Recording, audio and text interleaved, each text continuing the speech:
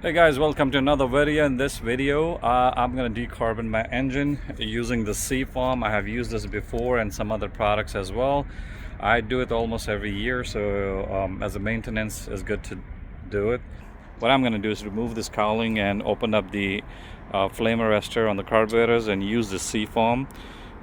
This is available in auto stores, Home Depot, and I believe Walmart. It's like around $7 or $10.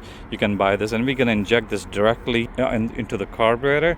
A lot of time people use it a separate gas tank, mix that with the gas and do that way. So whatever works for you, just do it. For me, the preferred method is injecting into the carburetor. It's quick and easy, and we're going to do that. So let's head out and do that. Okay, the first step is we're going to remove this engine cover. After the removal, we're going to remove the flame arrestor on the carburetor, and let's do that. So the engine cover is removed. This is the flame arrestor, and we're going to remove that, and then we can just inject the Seafoam while the engine is running, and we're going to try to rev up the engine a little bit.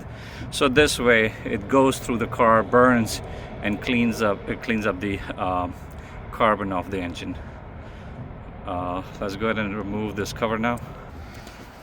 So the socket that I use for it is number 10.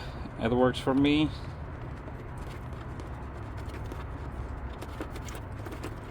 And all you got to do is remove all these bolts. Make sure you don't lose those washers. I like to do in the area where nobody's around because it generates a lot of smoke. And this is it. We can just inject in all 6 of those while the boat is running, and that's how we can do it.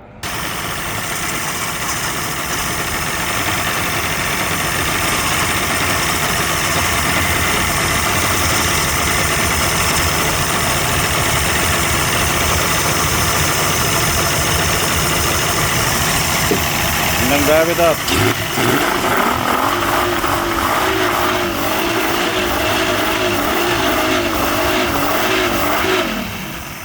See all that smoke? So it's gonna smoke a lot. So I'm gonna keep on doing this.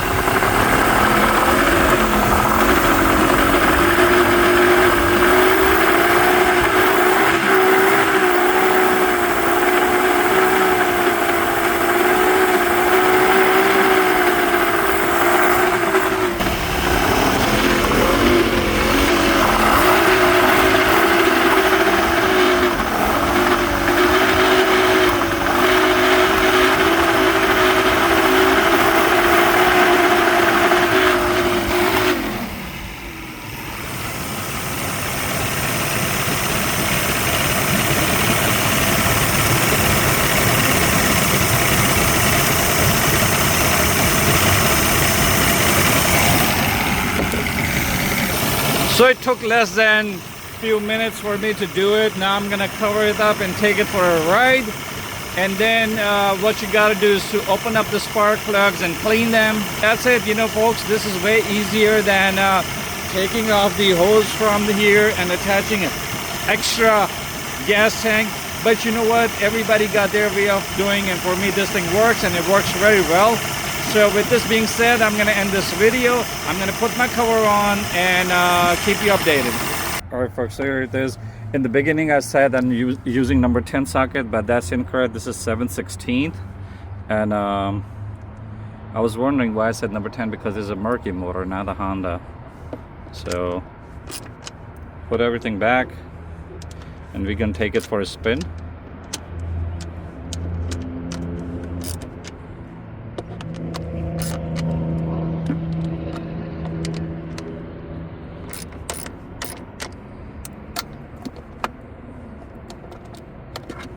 Alright, I need 2 hands over here, so I'm going to turn off the camera. Alright folks, there we go. The engine cover is back on. Everything is good to go.